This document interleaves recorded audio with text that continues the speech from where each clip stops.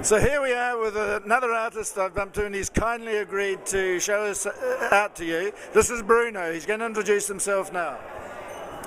Hello everyone, my name is Bruno. I'm a Brazilian from southeast of Brazil, from Belo Horizonte. And I've been working in Brazil for 4 years as a daily photojournalist.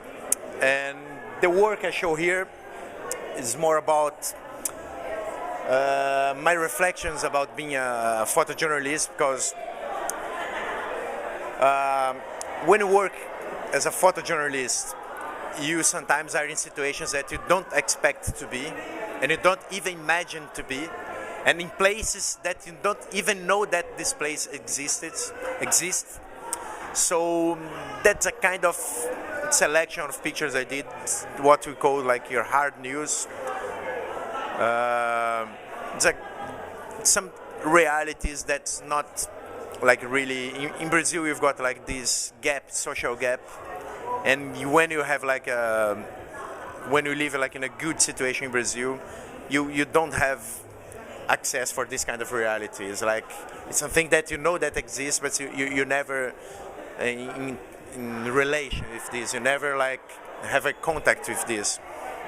And being a photojournalist, you have to do it. You have to go for campings. You have to go to slums. You have to see people smoking crack, and whatever it's happening, you need to be there to taking photos.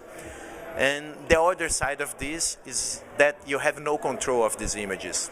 Once you take the pictures, you download the pictures on the newspaper, and then an editor is going to choose which picture to use.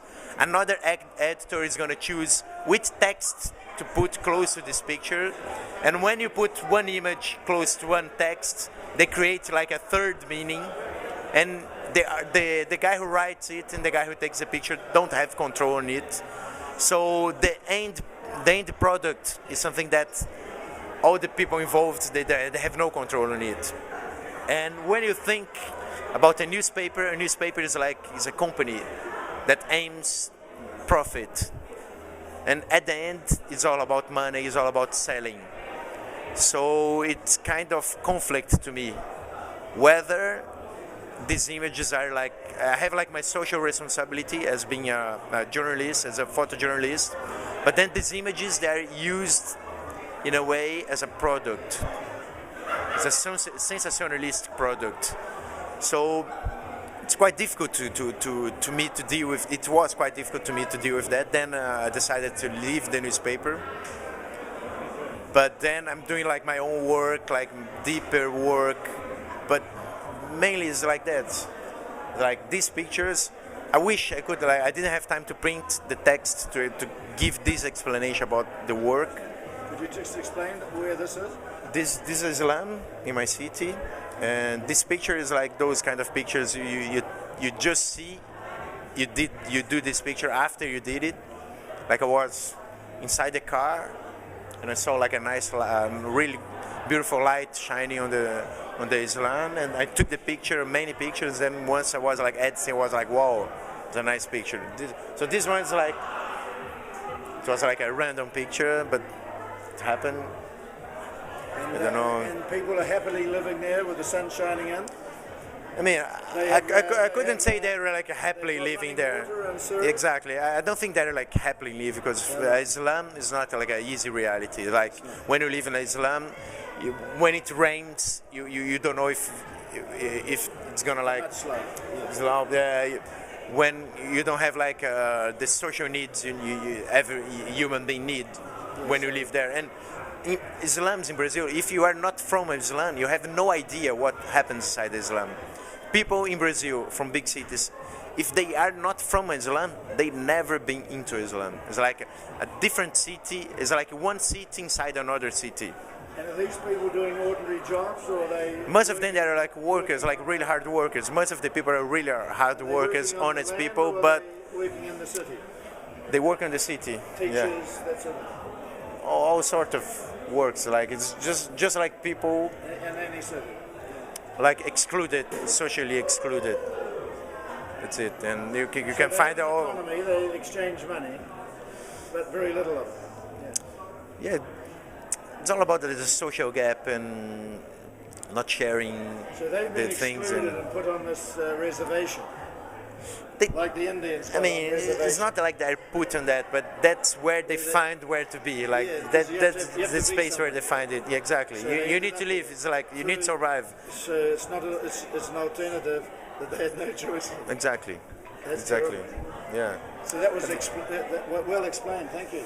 And this looks good. This again, I was like waiting for the car of the newspaper to pick me up, and I saw like this kid like asking for money, and people just passed by him, and it was like another random image. This image is like, because this was like 2 p.m. in the central area of my city, like it's a place that you never expected anyone to be smoking crack, and I was like doing a story about homeless people. And I went under a bridge that I knew that some homeless people, they were living there. And when I arrived with all my cameras, all my equipment, I saw like 6 people smoking crack. And I couldn't even believe that in the central part of my city, people were there smoking crack. And they couldn't believe like a man full of camera were just in front of them. It was like a shock for both. And I didn't even point my camera to them. I just said, guys, don't worry, I'm not here to take pictures of you.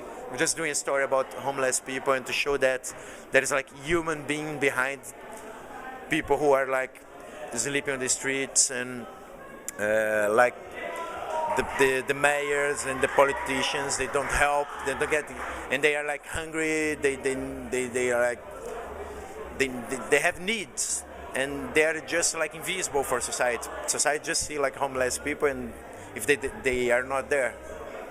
And when I said this to these guys, a few of them, they were like homeless. It's a waste of their life, and it's a waste of life for the rest of us, because they're not productive. But that's the point, because homeless in Brazil, they're quite different of homeless in England. Homeless in Brazil, they have no choice. Sometimes they don't have like help from the government, they don't have like anything. Sometimes they don't have choice. Improved in the last 10 years? But the economy improved in Brazil, but it improved for people who are already well, you know. Like we have like business really going really well in Brazil. We've got like people full of money, but they don't. It's not shared. They don't share it. Brazil, we've got like a really big social gap. And when you are like homeless in Brazil, for example, you are just invisible and people don't care about it. So I come from New Zealand, and we settled there only 150 years ago. Yeah. And we made sure everyone could do something. They brought tools with them.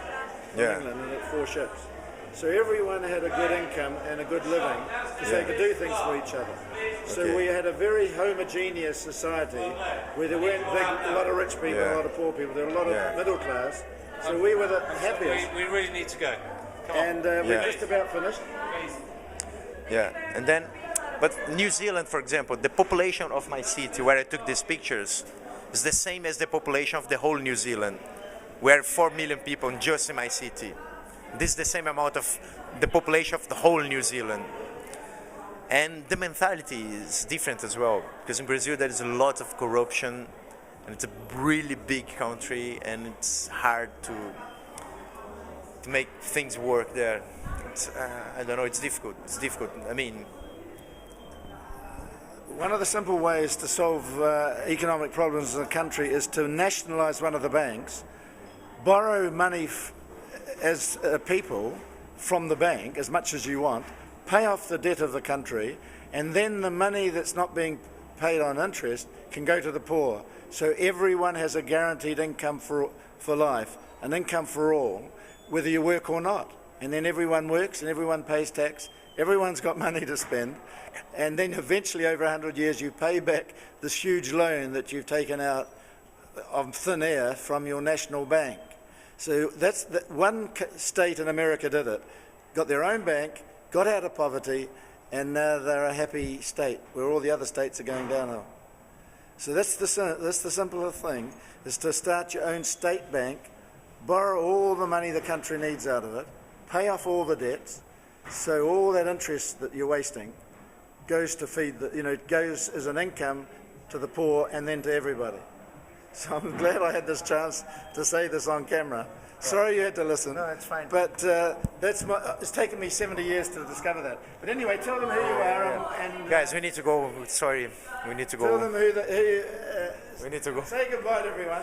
Say Goodbye, to everyone. Thank you very much. How do- Thank how do they you. get in touch with you? Thank you so much for being part of I Am Braziliality. Get in touch, just access www.braziliality.org. And when's your next show so they can all come? We have once a month and made in Brazil, but it's a small show. And the big festivals we do once a year every July. So 2012 Olympic Games, here we So I've seen go. you, so I Oh, don't think yeah. I've seen your website. Is that one with all the red colours on it? It's actually white. Right, no, I haven't seen your website. So give your website again.